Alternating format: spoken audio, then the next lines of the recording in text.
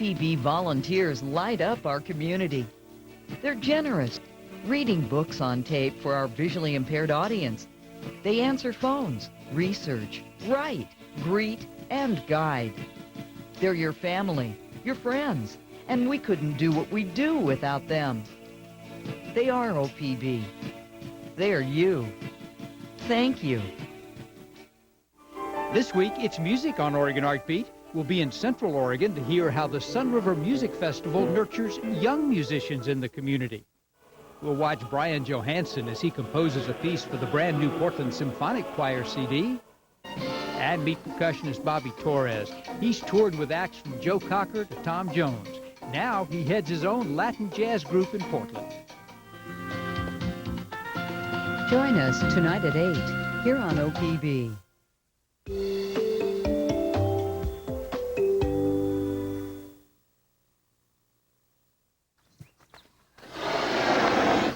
Join us for a special behind-the-scenes look at Wildcat Haven, a rescue facility for exotic cats. Then we take to the streets for a fascinating walking history lesson of Portland and discover how the unappealing freshwater mussel is actually a great source of information on the history and health of Oregon streams. Oregon Field Guide, tonight at 8:30.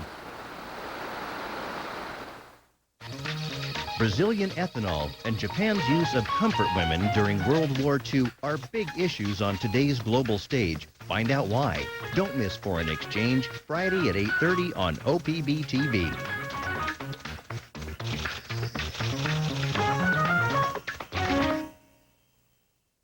I've been documenting wild places for decades. I travel the world with a camera, trying to reveal its subjects in new ways.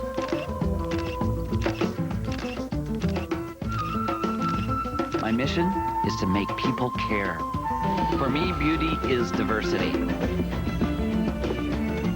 I'm Art Wolf. Join me on Travels to the Edge.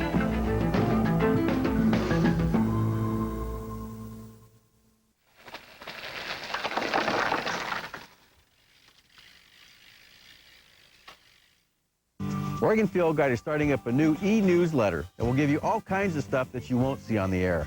All you have to do to sign up is go to opb.org/newsletter.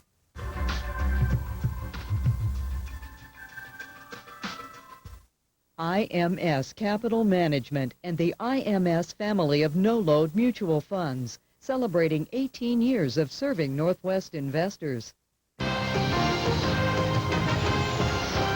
Investors go gaga for Google in after-hours trading, bidding the stock up over $10. Behind the move, a 69% jump in first quarter net earnings. We'll detail Google's results. These executives are conducting their earnings conference call with analysts, a long-standing Wall Street tradition. We take an exclusive behind-the-scenes look at Shearing Plow's call as we continue our series, Everything You Ever Wanted to Know About Earnings. With the Dow once again trading at record high levels, investors are wondering if the bull run really has legs.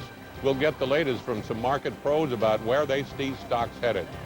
Then investors connected with Metro PCS today, sending the discount cellular carrier's initial public offering up over 19%. We'll detail the billion-dollar debut. I'm Paul Kangas. And I'm Susie Garrow. This is Nightly Business Report for Thursday, April 19th. Nightly Business Report is made possible by Franklin Templeton Investments, providing a unique perspective through the specialized investment expertise of Franklin Templeton Mutual Series and Fiduciary Trust. Franklin Templeton Investments. Gain from our perspective.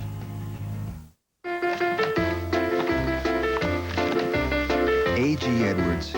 Objective financial advice can help you build a better nest egg.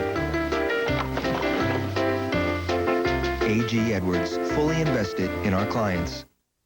This program was made possible by contributions to your PBS station from viewers like you. Thank you.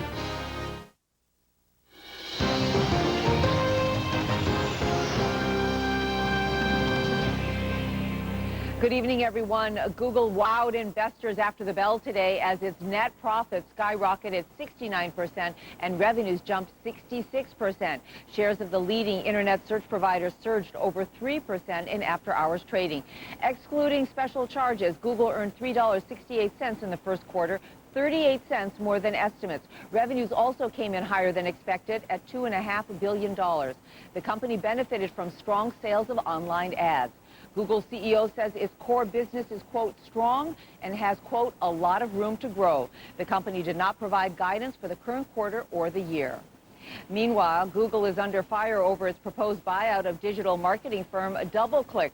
Privacy advocates and competitors are asking the government to review the $3 billion merger. They're worried about the massive amounts of consumer data the companies have at their disposal. Stephanie Du reports. Millions of people use Google each day to search the web and even to send email through its Gmail service. Google keeps track of it all. DoubleClick keeps track of the visits users make to websites.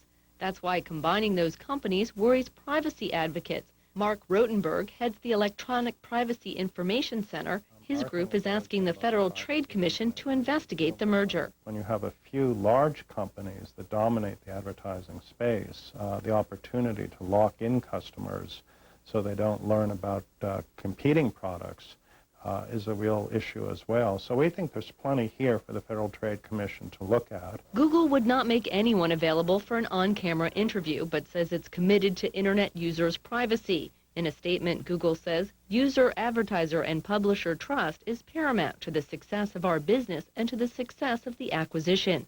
We can't imagine taking any actions that would undermine these relationships or the trust people have in using our products and services. But privacy advocates say Google's promises aren't enough. It is invariably the case that companies will look for new business opportunities, and those opportunities largely turn on the new uses of personal data. So even if Google intends to protect privacy, I think between the market competition and their desire to develop new services, it'll be very difficult over time for them to keep that promise. Competitors are also lining up against Google's purchase of DoubleClick. AT&T and Microsoft have brought up privacy and antitrust issues with the Federal Trade Commission. They say with DoubleClick, Google will dominate the internet advertising market. Scott Cleland is a telecommunications analyst and consultant to AT&T. He says Google has an unfair advantage. Most Americans think that their financial information and their communications information is generally private, which it is, protected by law and under regulation. For people like Google, no, they don't have any of those regulations, and they know more about the private, intimate things about more Americans than anybody else. While the merger raises issues, even its harshest critics don't expect it to be blocked. That's because antitrust law typically allows companies to merge that aren't direct competitors. Stephanie Du, Nightly Business Report, Washington. Advanced Micro Devices also reported first quarter results after the bell today, but the chip maker disappointed, swinging to a loss on falling chip prices and lower sales. AMD lost $1.11 a share during the quarter. That was down from a 38-cent profit in the year-ago period and well below estimates. Sales came in at just under $1.25 billion. That was right in line with the company's recently reduced revenue guidance. AMD now sees sales in the current quarter coming in flat to just slightly higher. Wall Street opened lower as steep downturns in Asian and European markets gave investors the jitters. The Dow, after making a record high yesterday, was also vulnerable to profit-taking, and it fell almost 40 points at the outset of trading, with the Nasdaq off 13 points. The blue chips bounced back on solid earnings from companies like Union Pacific. At mid-session, the Dow was up 25 points. Then renewed profit-taking whittled away the gains, but the Dow still set a new record. The Dow Industrial Average closed up 4.79 at a record 12,808.63. Nasdaq Composite lost 5.15 points to 2505.35, while the Standard & Poor's 500 index fell 1.77, ending at 1470.73. In the bond market, the 10-year note fell 4/30 seconds to 99 and 21/30 seconds, putting the yield at 4.67%.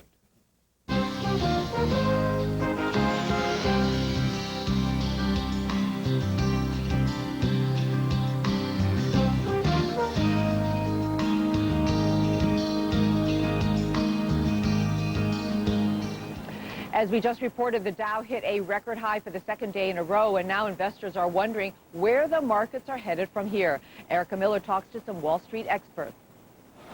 It was a fierce struggle, but the bulls managed to keep control on Wall Street today.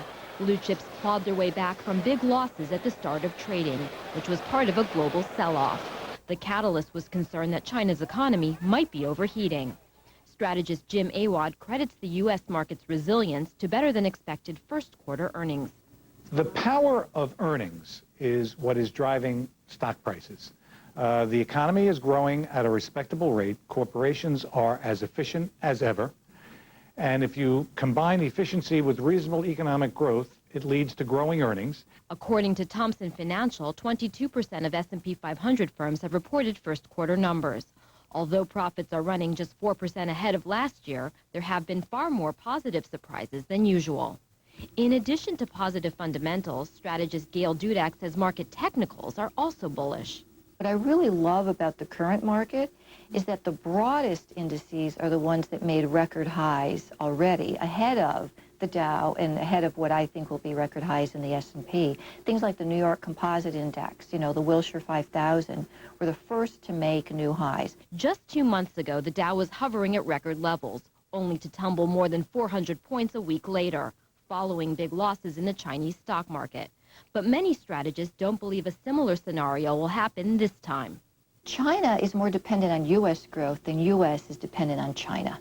And it's interesting because that decline in February circled the globe, and I think what you're seeing today is that the U.S. is really still a global leader and actually, I believe, one of the best valued stock markets in the world. May is often the start of a seasonally weak period for stocks. But some analysts don't think that will be the case this year. Gail Dudak, for example, thinks the S&P 500 could rally 9% between now and the end of September. Erica Miller, Nightly Business Report, New York. As the tax season draws to a close, Intuit says its TurboTax software and download sales rose 5% despite some last-minute server glitches. Some TurboTax users ran into problems trying to file last-minute returns on April 17th as Intuit's electronic tax filing system overwhelmed its servers. The maker of tax preparation software apologized for that glitch today and said it would pay any late filing penalties incurred by customers. Intuit also reaffirmed its profit and revenue guidance for the remainder of the year. A major shakeup today at General Electric's WMC mortgage subsidiary. Half of the subprime loan company's workers, or roughly 770 people, are being laid off. WMC Mortgage is also closing 2 facilities in California and another in Texas. Subprime lending makes up a small piece of GE's financial operations, just 0.5% of its profit last year. GE's cut lending dramatically, making just $3.5 billion in new loans during the first quarter. That's down from $9 billion in the fourth quarter. The Justice Department is joining a whistleblower lawsuit against Hewlett-Packard, Sun Microsystems, and Accenture, the three that they're claiming. The suit claims the companies made false claims to the government involving information technology contracts. Specifically, the agency believes all 3 companies engaged in kickbacks and undisclosed conflict of interest relationships while working on government IT contracts. The suit was filed under the U.S. False Claims Act, which allows the government to recover up to 3 times the amount of its losses, plus civil penalties. HP denies the charges. Sun and Accenture have yet to comment.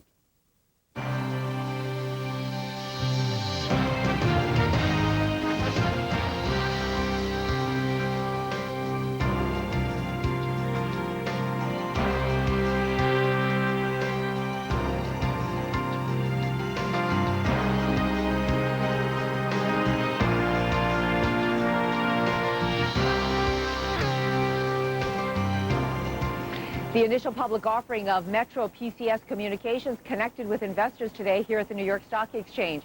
The stock rose 19% in its big board debut. The Dallas-based low-cost cellular provider brought 50 million shares to market, priced at $23 a share. Metro PCS charges a flat rate for unlimited calls with pay-as-you-go pricing and no long-term contracts. And analysts say that attention to the value-conscious consumer is what differentiates Metro from its bigger rivals. And Paul, Metro PCS was the first IPO of the year to raise more than $1 billion. Well, Susie, Metro shares were among the big board's most active, and we'll see them in just a moment. as we take a look at our stocks in the news tonight. And indeed, the volume leader was Metro PCS.com, and it traded 24.7 million shares. You heard it came public at 23, opened at 25.10. The high of the day, $27.61. A very good debut indeed. Pfizer, a 29-cent gain there. General Electric fell 13 cents. Advanced Micro Devices, a 37-cent gain. And of course, after the close, they noted that they lost $1.11 in the first quarter. And an after-hours trading AMD stock I saw as low as $13.87. Shearing Plow up $2.45. First quarter earnings, excluding one-time items, 42 cents, 13 cents above the street estimate. And we're going to have more on Shearing Plow very shortly. Kraft Foods gained 56 cents. Motorola down 14 cents. Bank of America, 91-cent loss, even though first quarter earnings came in at $1.17, 2 cents better than the street expected. Ford Motor, 8-cent loss there, and CVS Caremark was a 34-cent gainer. Altria, parent of Philip Morris, down 68 cents. First quarter operating earnings came in at $1.03. That was up from 98 cents last year, but 2 cents below the Wall Street estimate. Texas Instruments moved up 54 cents. The company is doubling its quarterly dividend from 4 cents to 8 cents a share. Nokia, 78-cent gain. First quarter profits were down 7%, but the company had 36% of the cell phone market in the first quarter, and that was up from 35% a year ago. Meanwhile, A.G. Edwards Brokerage upgraded the target price on the stock from $26 to $28 a share. Union Pacific up $2.69. Big earnings out on the first quarter, $1.41, up from $1.15 last year, 13 cents better than the street was expecting. Harley-Davidson up $1.96. The hog came in with first quarter earnings of 74 cents, down from 86 a year ago, but that does reflect the 3-week strike. And those earnings were 2 cents above the Wall Street consensus, incidentally. Reliance Steel and Aluminum had a good day, up $5.06. First quarter earnings strong, $1.46, way up from $1.07 last year and 14 cents above the street consensus. American Standard gained $1.27. The company boosted its 2007 earnings guidance from about $3.20 to around $3.35 a share. Alliance Data Systems losing $2.38. First quarter earnings 70 cents, a penny more than last year, and the street was looking for 91 cents, not 70. Playtex Products up $1.39. Positive reaction to the company's acquisition of Tiki Hut Holdings. They're the ones that own Hawaiian Tropic Sun Care products. The price of the buyout was $83 million. Then Super Value Incorporated up $3 Fourth quarter earnings jumped to 57 cents from 4 cents a year ago, and that does reflect the acquisition of Albertsons. Imation Corporation down $5.09. First quarter earnings 44, down from 55. The company cited lower prices for data storage products. But a good gainer was Labor Ready, up $3.43. First quarter earnings were flat, 21 cents, but 5 cents above the street estimate, and the company plans to buy back up to $100 million of its own stock. Google closed down $4.36, but after hours, it traded as high as $485 a share. Amgen up $2.31. The company's phase 3 study of its Aranesp anti-cancer product showed promise in lung cancer patients. Linear Technology up $1.59. Intel 46-cent gain. eBay fell $1.26 despite good earnings out after the bell yesterday. Apple a 13-cent loss. Yahoo down 80 cents. Microsoft 9-cent gain. Metamune up $1.10. Gilead Sciences was up $3.28. And finally, Avicii Systems down $3.89, big percentage drop. The company has decided to exit the router business. Negative reaction there. Those are the stocks in the news tonight. Susie? Well, as you said, Paul, Shearing Plow reported strong first quarter profits today, and Nightly Business Report had a front row seat when the pharmaceutical giant presented its numbers to investors on its conference call. Tonight, as we continue our series, Everything You Ever Wanted to Know About Earnings, we focus on the earnings conference call. Here's Suzanne Pratt with an exclusive look at Shearing's call. Good morning, everyone. Thank you for joining us. You will have seen our press release. We are again pleased with our performance this quarter, just like we've been for the past 10 quarters. At 7 o'clock this morning, Shearing Plow CEO Fred Hassan hosted a Ritual of American Capitalism, the quarterly earnings conference call. The call began about an hour after Shearing released its first quarter profits and posted them on the company website.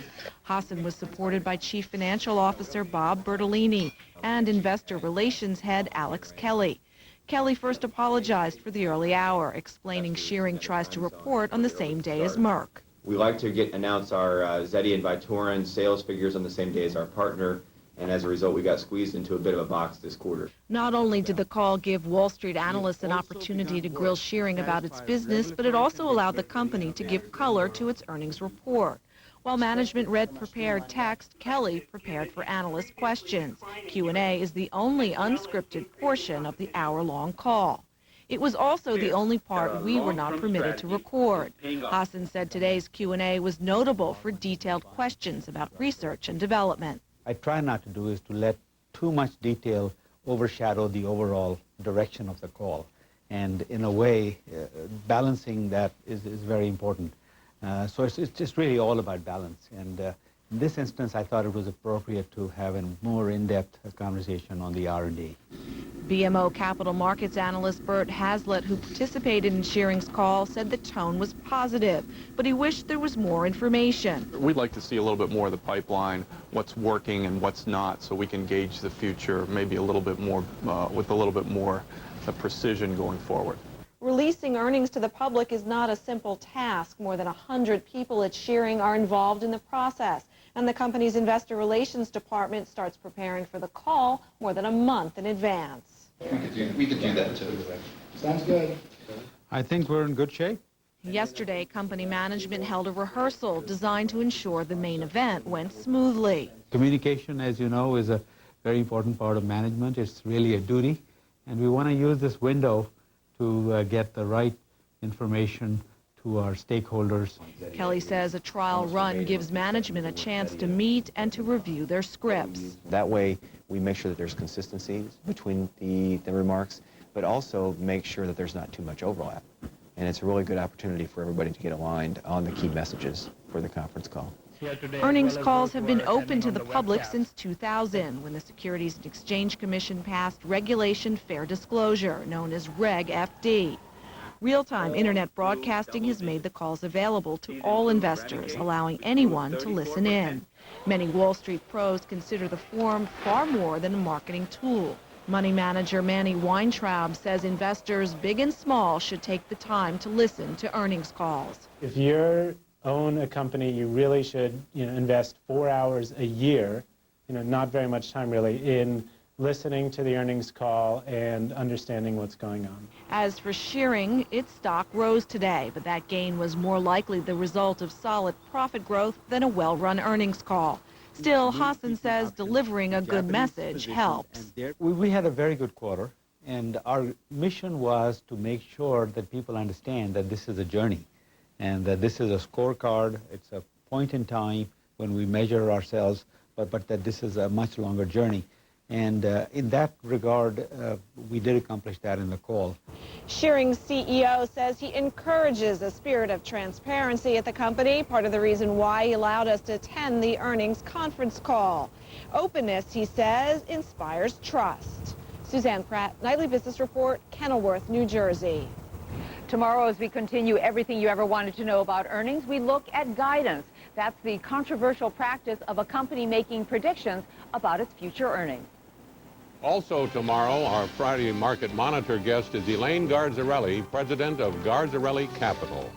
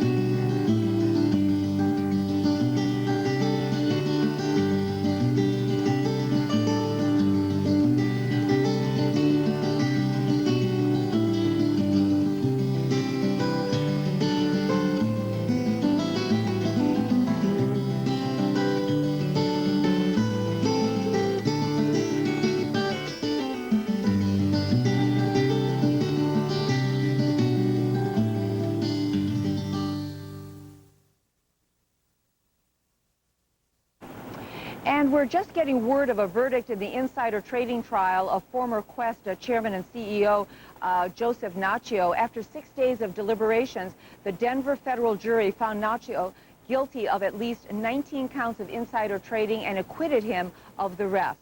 Nacho was charged with 42 counts of insider trading. He was accused of selling more than $100 million worth of Quest stock. That was back in 2001, while knowing the company would not meet its previously stated earnings targets.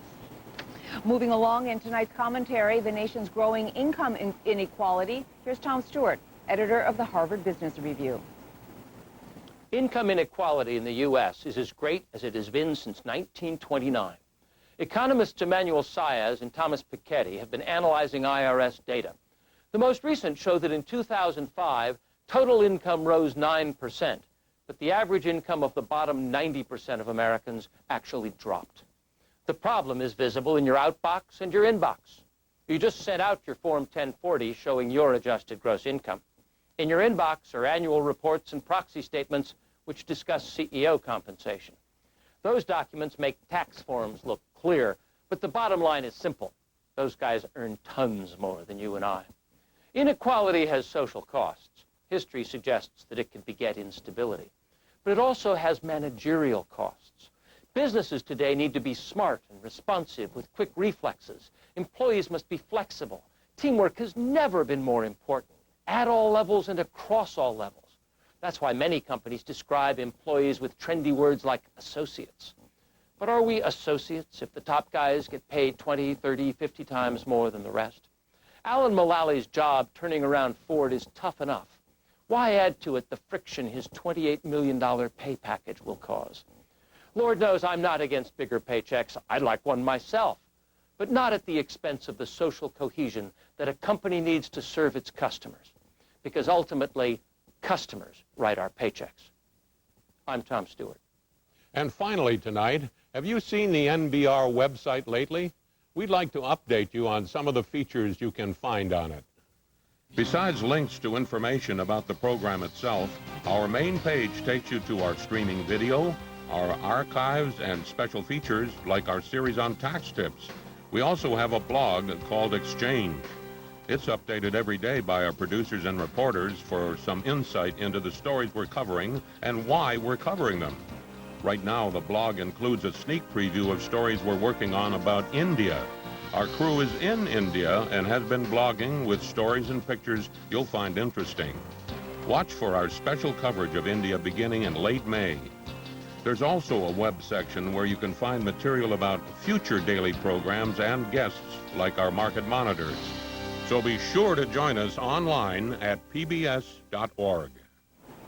And that's Nightly Business Report for Thursday, April 19th. I'm Susie Garib. Good night, everyone. Good night to you, Paul. Good night, Susie. I'm Paul Kangas, wishing all of you the best of goodbye. Nightly Business Report is made possible by A.G. Edwards. Objective financial advice can help make sure your nest egg is ready when retirement arrives. A.G. Edwards, fully invested in our clients. Franklin Templeton Investments. After 50 years of